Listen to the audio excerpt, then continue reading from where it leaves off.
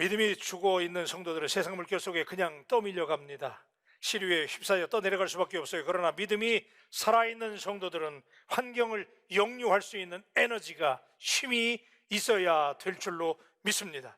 시류를 거슬러서 살아가는 능력이 언제 필요한 것이냐? 악조건 속에서. 야, 끝났구나, 어렵구나라고 생각되어지는 절망적인 상황일지라도, 그죠? 그런 상황일지라도 우리가 역전승의 감동을 연출할 수 있는 능력이 우리 바울 가족들에게 오늘 이 말씀을 들을 때 다시 한번 회복되기를 주님의 이름으로 축원합니다. 영어로 역전승을 얘기할 때 come from behind win이라고 얘기해요. 여러분, 이거 그냥 문자 그대로 해석하면 come from behind, 그죠? 뒤에서 앞으로 뛰쳐나오는 거예요. 뒤집는 거잖아요.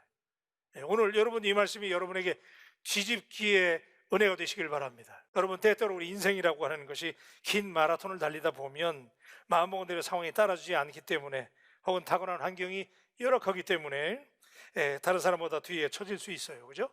따라가기 참 버거워요. 뒤쳐져서 실망이 돼요. 앞서가는 사람 보면 참 낙심이 되잖아요. 그렇지만 믿음의 사람은 그렇게 쉽게 포기하거나 주저앉지 않습니다.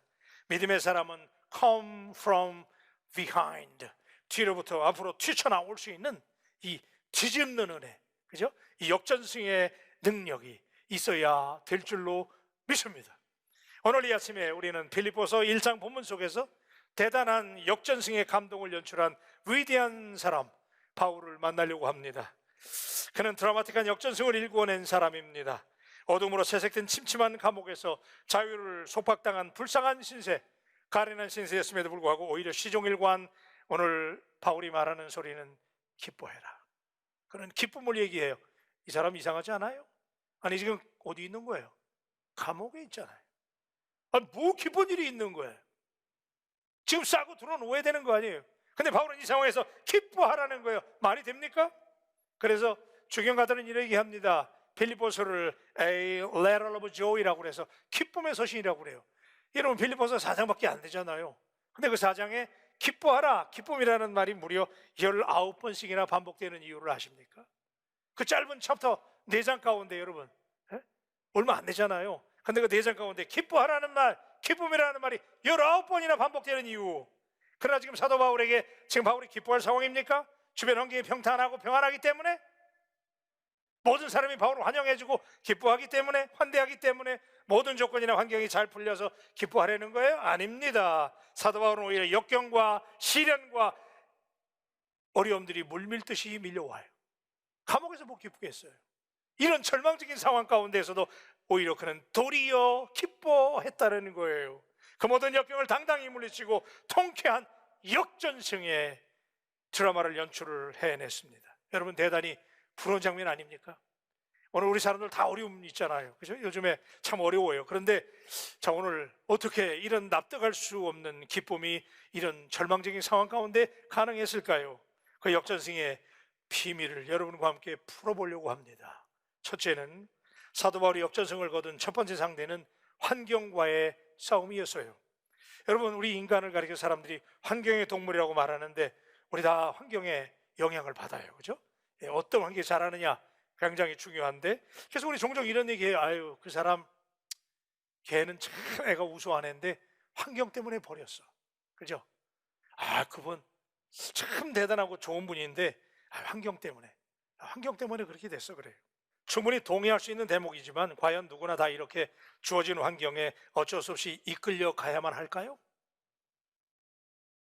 환경 때문에라는 말을 언제까지 변명하실 거예요? 바울은 환경 때문? No. 바울은 명쾌하게 그렇지 않다라고 오늘 이 아침에 우리에게 선언하고 있어요.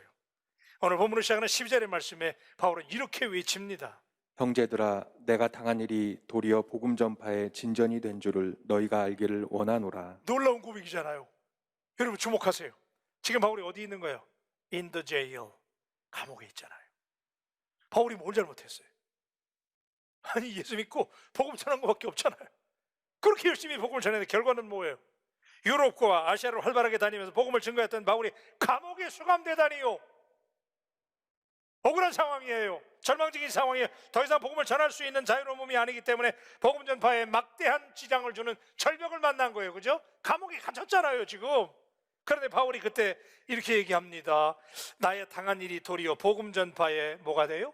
진전이 된 줄을 너희가 알기를 원하노라. 오늘 여러분에게 당하는 어려움, 비록 감옥은 아니지만 오늘 우리에게 비슷한 일들이 있잖아요. 묶여지는 일들, 꼬이는 일들, 이런 일을 통해서 여러분의 입술을 통해서는 오히려 이것이 하나님의 영광을 드러내는 진전의 기회라고 고백할 수 있는 간증이 울려나올 수 있게 되기를 주님의 이름으로 축복합니다. 복음 전파의 진전, 여러분 이게 듣기는 쉬워도 여러분 같으면 지금 이게 가능하겠어요? 이 점이 바로 사도 바울의 위대한 점이지요. 동일한 상황인데 누구는 낙심합니다. 안 된다고 말합니다. 실패했대요. 목사님 안 됩니다. 목사님 어렵습니다. 그래요.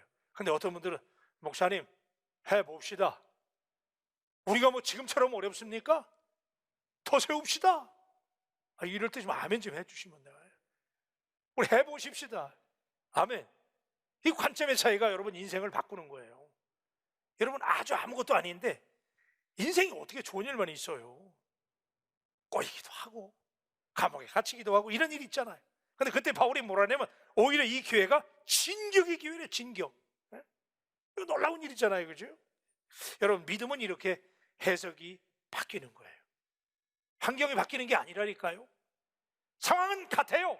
그런데 기도하는 사람, 믿는 사람, 우리 바울 가족들은 믿음의 눈으로 바뀌게 돼야 될 줄로 믿습니다. 복음 전파를 위해서 진격했다는 거 아니야. 진격. 빌립보서 1장 13절로 14절에 보니까 현대인의 성경으로 그래서 내가 그리스도를 위해 갇혀 있다는 사실이 온 경비대와 모든 사람에게 알려졌습니다. 내가 갇혔기 때문에 주님을 믿는 대부분의 신자들이 자신감을 가지고 두려움이 없이 더욱 담대하게 하나님의 말씀을 전파하게 되었습니다. 여러분, 그러니까 바울이 지금 복음 전파의 수장이잖아요.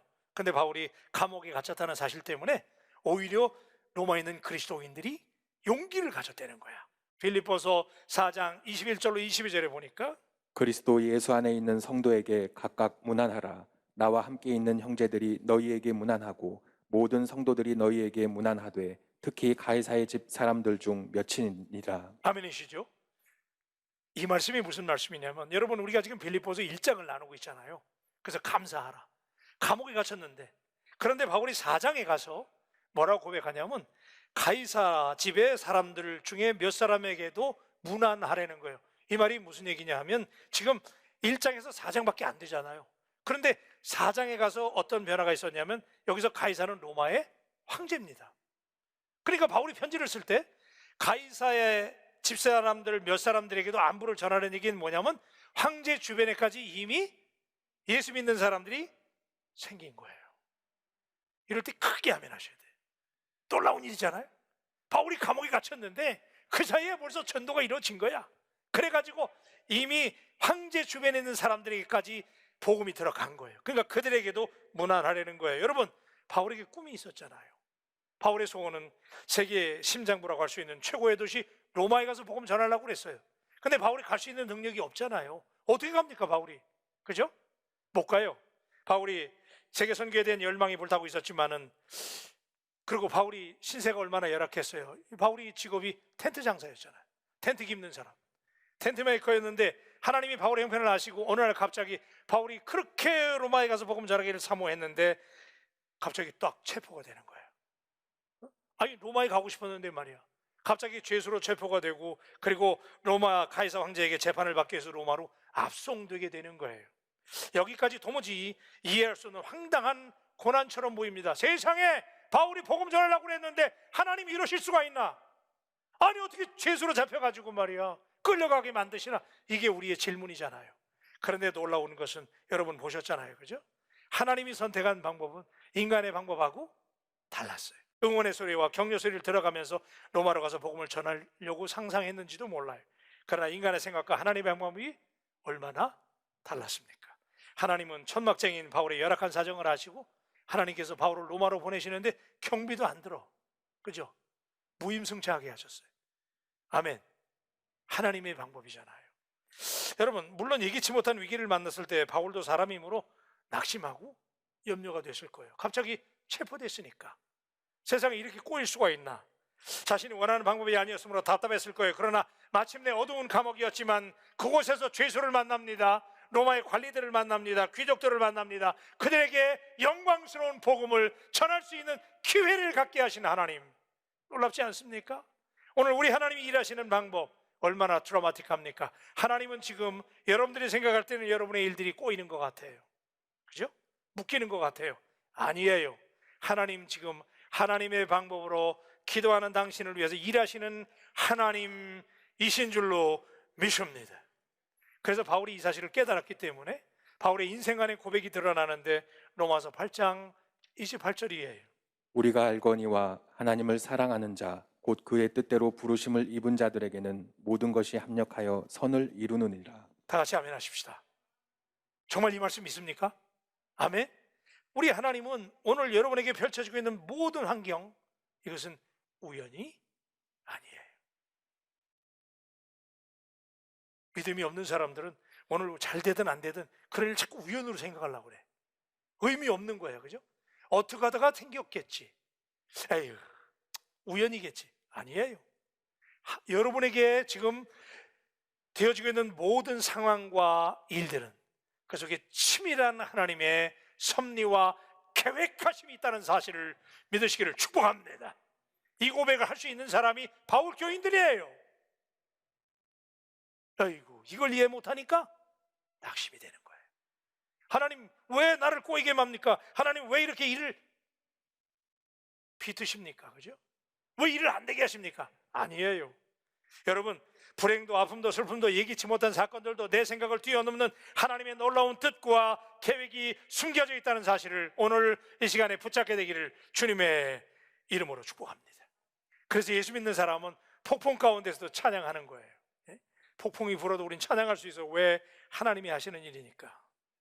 그래서 본문 12절의 말씀 우리가 다시 한번 다 같이 한번 읽으십시다. 12절 말씀 시작. 형제들아 내가 당한 일이 도리어 복음 전파의 진전이 된 줄을 너희가 알기를 원하노라. 아멘이시죠? 오늘 여러분들이 당하고 있는, 여러분을 둘러싸고 있는 환경 물리치십시다. 그 속에 하나님의 손이 역사하고 있는 줄로 믿습니다. 인간은요 모두 다 역경 속에 있는 거예요. 고난 없는 사람 어디 있어요? 환경 좋은 분 어디 있어요? 다 어렵습니다. 그런데 예수 믿는 사람, 하나님을 믿는 사람은 은혜의 파도를 타게 되는 줄로 믿습니다. 그 파도를 이용해서 오히려 윈드 서핑을 인조이하는 거예요. 그죠? 그래서 여러분, 잔잔한 바다 위에서 위대한 선원이 탄생되지 않아요. 위대한 선원들은 휘몰아치는 파도 속에서 만들어지는 거예요. 두 번째 바울의 역전승은 인간관계의 어려움을 극복했다는 거예요.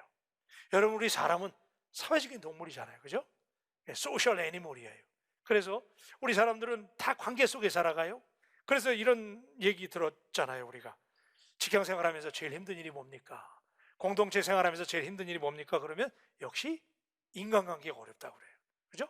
우리 인간관계 참 어려워요. 사람들이 다 나 같으면 얼마나 좋아요. 다 내 스타일이면 얼마나 좋아요. 근데 우리가 사는 세상은 다 다른 사람들이 어울려 살잖아요. 그죠? 그러다 보니까 적대적인 사람, 동의하는 사람, 또 이해 못하는 사람 다 있는 거예요. 그런데 여러분, 그리스도를 심장에 담고 복음을 전했던 바울조차도 바울을 대적하고 적대시하는 사람들로부터 말할 수 없는 어려움들이 있었어요. 바울이 감옥에 갇히는 신세가 되자 기다렸다는 듯이 사람들이 바울에게 악평을 쏟아내고 바울을 비판했어요. 여러분 주목하십시다. 보면 16절과 17절에 보니까 이들은 내가 복음을 변증하기 위하여 세우심을 받은 줄 알고 사랑으로 하나 그들은 나의 매임에 괴로움을 더하게 할 줄로 생각하여 순수하지 못하게 다툼으로 그리스도를 전파하느니라.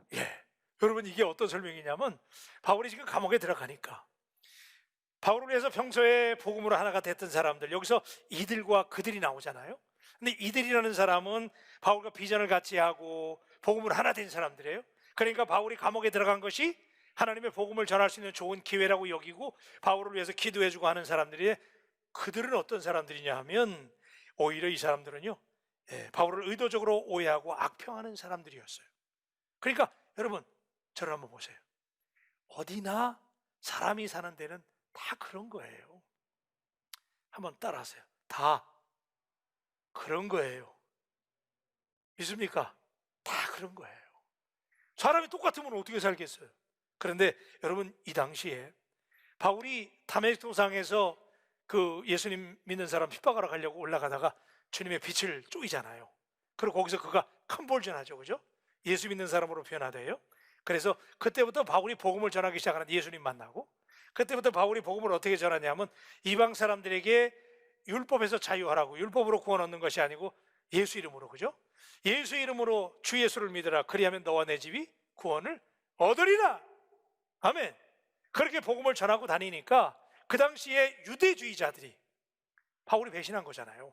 그러니까 율법을 무시하고 율법을 싫어하는 것처럼 느껴가지고 바울이 이렇게 복음 전하는 걸 굉장히 못마땅한 율법주의자들이 있었던 거예요.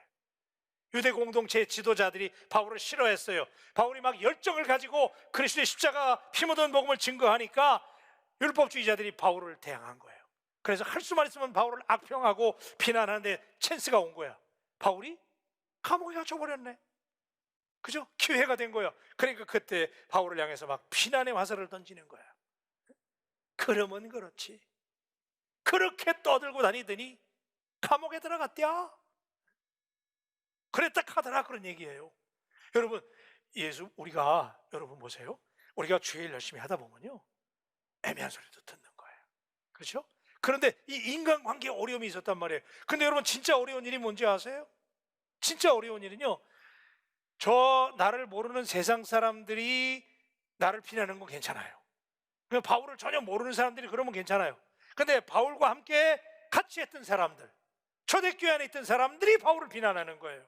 그러니까 여러분, 진짜 어려운 거는 뭐냐면, 나를 이해해주고 함께 해줄 사람인 줄 알았는데 그 사람들이 나를 이해해주지 못할 때, 그죠? 그때 힘든 거예요. 동의가 되시면 이렇게 그게 힘들잖아요. 같은 교회 안에서, 우리는 그렇지 않으라고 제가 믿습니다만, 같은 교회 안에서 그분들, 그 사람들, 우리 교인들, 그죠? 나를 이해해 줄 줄 알았어. 근데 이 사람들이 나를 이해해 주지 못할 때 그때 힘든 거예요. 그 인간관계의 어려움. 여러분, 그래서 우리가 어려움 중에 하나가 그 배신의 아픔이잖아요.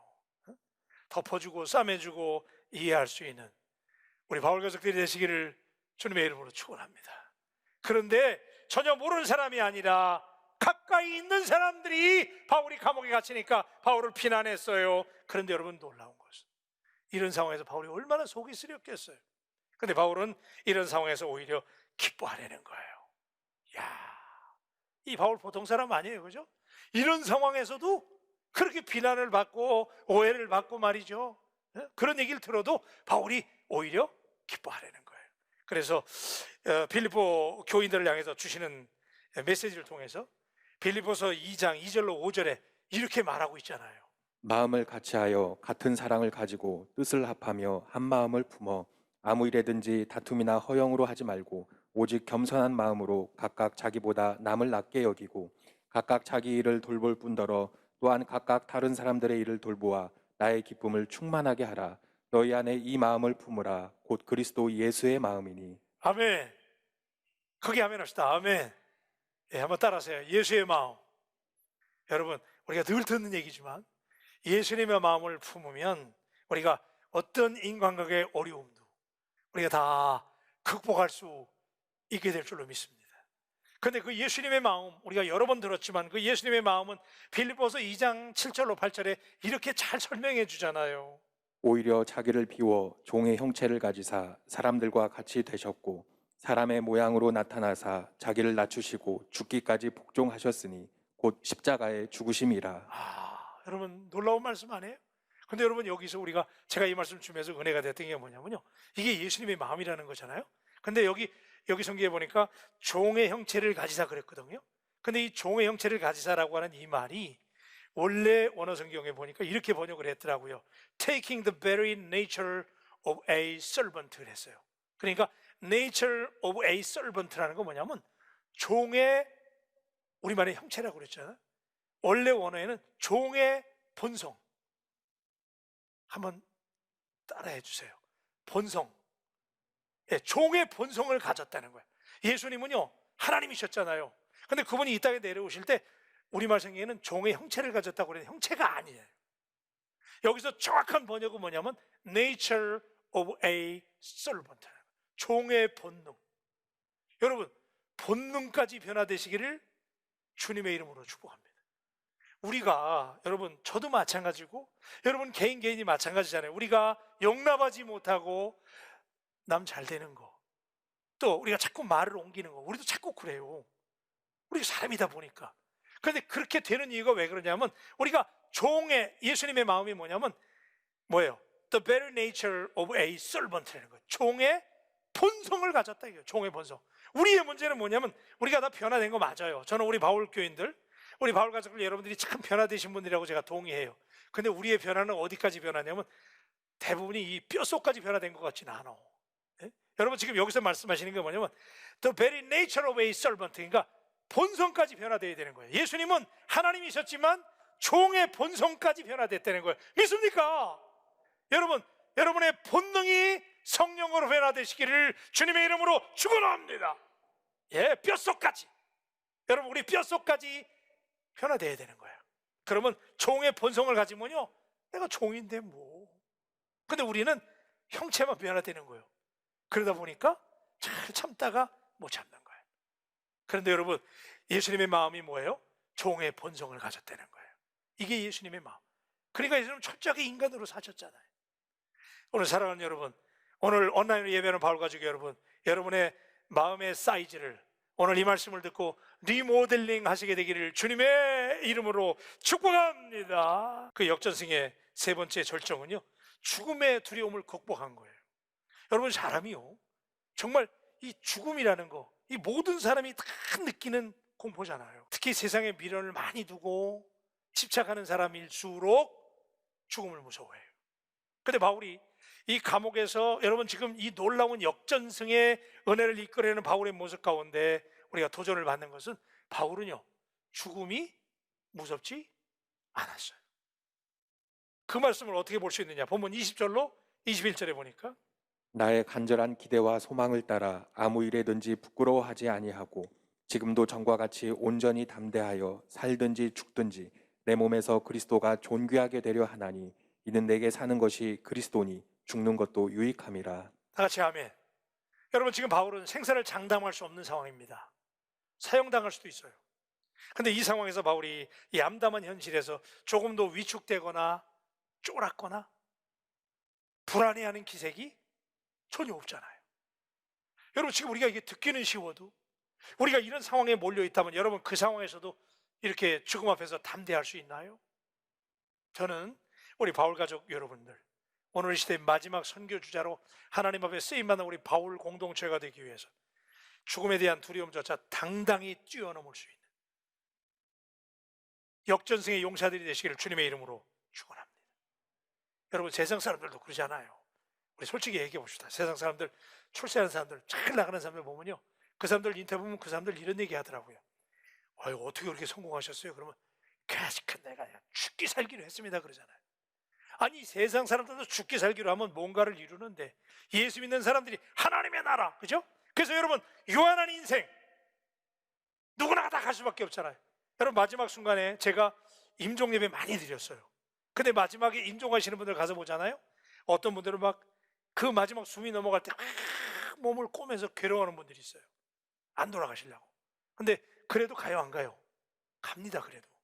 그런데 어떤 분들은요, 날비보다 밝은 저 천국 믿는 마음 가지고 가겠네. 믿는 자 위하여 있을 곳 우리 주 예비해 주셨네. 딴 데는 아멘 하던데. 여러분, 이게 하나님 나라잖아요, 그죠? 여러분, 하나님의 나라 믿으십니까? 그래요. 그 나라, 우리가 돌아갈 하나님의 나라. 여러분, 우리가 이 세상에 사는 거 다 아시는 얘기지만 우리 지금 소풍 나와 사는 거예요. 그저 길어야 70년 80년, 요즘에 뭐 조금 더 오래 살면 100년까지 쳐주십시다. 이거 소풍 나온 거예요. 아무리 소풍 가서 그 장소가 좋아도 거기서 계속 소풍 가는 사람 없잖아요. 갈 때 되면 집으로 가야 되잖아요. 바울은 감옥에 갇혀 있지만 그 속에서 지금 사형을 당할 위기의 상황, 암담한 현실, 보장할 수 없는 내일이었지만 바울이 이렇게 당당하게 기뻐하라고 환경을 이기고 역전승할 수 있었던 위대한 사도로 우리 앞에 세워진 이유는 바울이 하나님의 나라, 그렇죠? 그래서 여러분, 영원한 우리 하나님의 나라가 있는 걸 믿음으로 바라보시고, 오늘 우리 믿음으로 어떤 환경이든지 어떤 인간관계든지 극복하고 역전승할 수 있게 되기를 주님의 이름으로 축복합니다. 그래서 여러분, 코로나가 문제입니까? 그래서 저는 오늘 이 말씀을 여러분과 나누면서 우리 정말 하나님의 나라, 그죠? 이거 생각하면서 우리 다 믿음으로 승리할 수 있게 되기를 주님의 이름으로 축복합니다.